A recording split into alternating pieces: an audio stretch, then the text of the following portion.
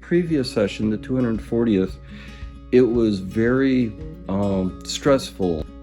There was a lot of animosity and sadness and lack of hope. The whole atmosphere and tone and tenor of the event was so much better than the previous ones we had been to.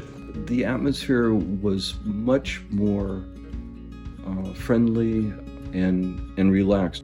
It started on the morning of the first day with Bishop Sue's sermon, which really laid out a positive vision for the future of the conference in Virginia. A greater number of youth, which was voted on last year to assure that there was a wider participation of youth to be present and to learn more about all the workings of the United Methodist Church, and we were very privileged to have them participate and present.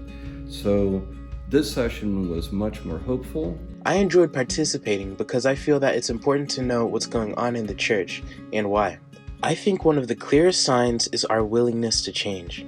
For example, right now we are working on allowing members of the LGBTQ+ community to be in places of ministry, regardless of gender or orientation. A proposal to allow regional autonomy known as the Christmas Covenant. What the covenant basically says is that we envision a church that connects globally, engages in a mission together, respects contextual ministry settings, celebrates the diversity of God's creation in its many beautiful expressions, and values mutually empowering relationships in order to strengthen our core mission of evangelism, discipleship, and social witness for the transformation of the world. One of the senses I had at annual conference was a very strong impression how the United Methodist Church is responding to the needs of the people in our region and around the world and in our community. Certainly Clarendon does that in so many of its missional work, but it was enlightening and eye-opening to see what's happening throughout the conference, from the mission presentations in the exhibition hall and getting to talk to many of the organizations that we support through our apportionments.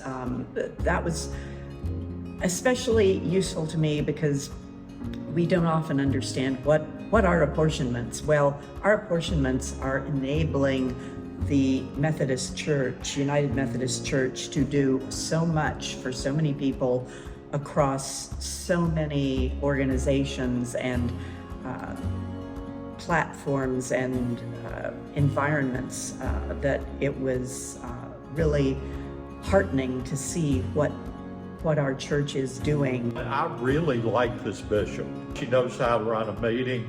She has a vision for where she wants to take the conference, and I believe she is the type leader that can draw us back together in these times to move forward. She is smart, eloquent, approachable, genuine, inclusive, funny, efficient, and task-oriented, being a servant of Christ. One of her sermons focused on being relevant outside of the church building, and those thoughts of that sermon resonated with all of us who were there. My key takeaway from my first annual conference was that there's a lot going on that impacts a ton of people, not only nationally, but internationally as well. The church can be in so many different ways, with so many different people, to spread the gospel and be Christ's hands and feet in the world. That was one of the most meaningful effects of annual conference for